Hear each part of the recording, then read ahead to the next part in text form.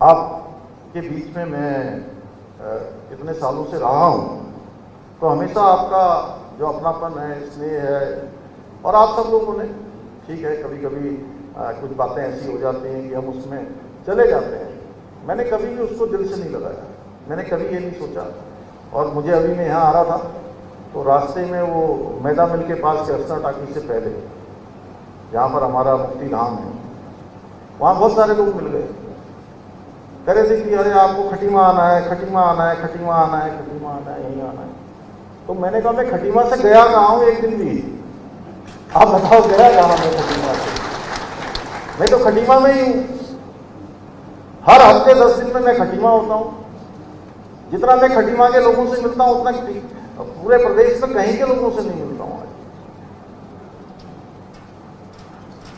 हर 10 दिन में, हर 15 दिन में, हर हफ्ते में मेरा खटीमा का कार्यक्रम होता है और सबसे मिलता हूँ जो भी आते हैं। यहाँ पर कैंप कार्यालय खुला हुआ है, कैंप कार्यालय लगातार जारी है।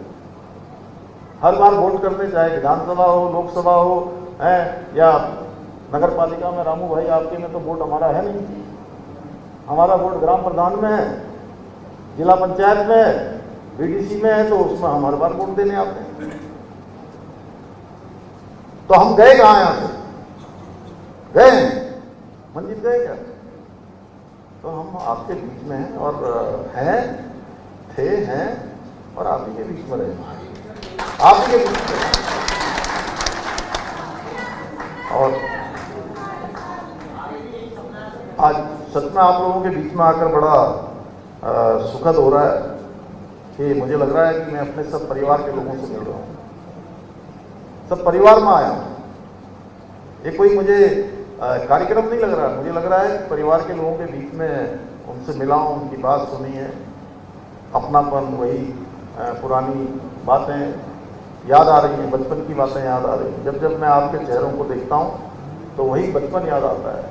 हमारे गोपाल दा कह रहे थे अभी हमने दिल में बसा रखा है, हमने भी आपको कभी दिल से बाहर नहीं किया है।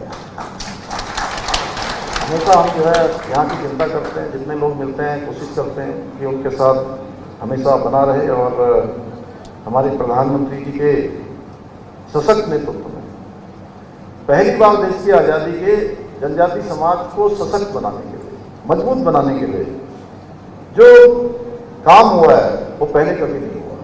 जनजाति समाज की जो आदिवासी क्षेत्र की महिला, एक सामान्य परिवार में पैदा होने वाली संथाल जो हमारे वहाँ के आदिवासी हैं, उस समाज से आज वो पूरे देश का नेतृत्व कर रही हैं। हमारे प्रधानमंत्री मोदी जी की ये सोच है।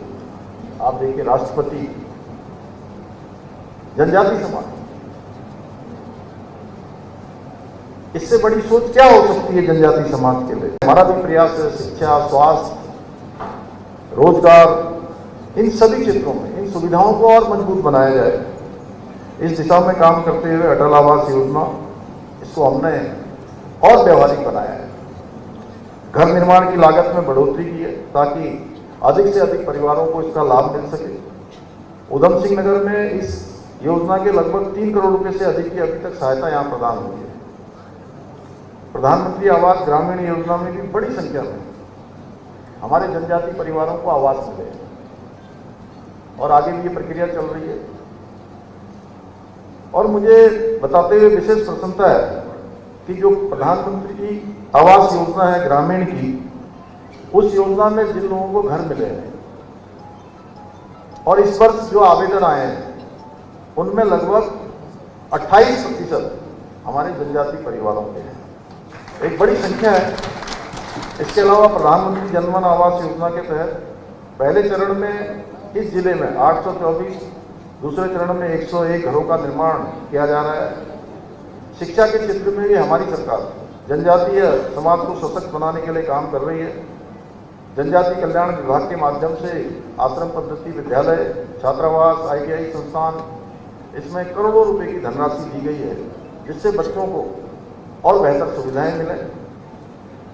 इन आश्रम पद्धति विद्यालयों को कक्षा 12 तक अपग्रेड करने का काम भी किया जा रहा है कि उनका उच्चीकरण हो, जिससे कि उनको अनवरत रूप से वहीं पर शिक्षा का अवसर मिले। इसके अलावा एकलव्य मॉडल आवासीय विद्यालयों के माध्यम से भी आज जनजाति समाज के बच्चों को बहुत अच्छी शिक्षा मिल रही है। वहीं रह रहे हैं, वहीं पर उनको ड्रेस मिल रही है, वहीं किताबें मिल रही हैं, वहीं रहने की व्यवस्था है, भोजन की व्यवस्था है, सभी प्रकार की सुविधाएं हैं जो एक अच्छे मैं कह सकता हूँ अच्छी शिक्षा जिसके मानक होते हैं उस प्रकार की शिक्षा है।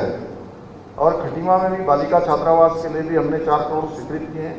बाजपुर में 16 करोड़ रुपए से अधिक की लागत विद्यालय और छात्रावास का निर्माण वहाँ पर किया जा रहा है। अभी गदरपुर में 100 बेड का बालक छात्रावास बनाया जा रहा है। थारू राजकीय इंटर कॉलेज में भी 2 करोड़ रुपए की लागत से खेल मैदान, उसका सौंदर्यीकरण, ऑडिटोरियम और आधुनिकीकरण भवन मरम्मत का कार्य भी किया जा रहा है।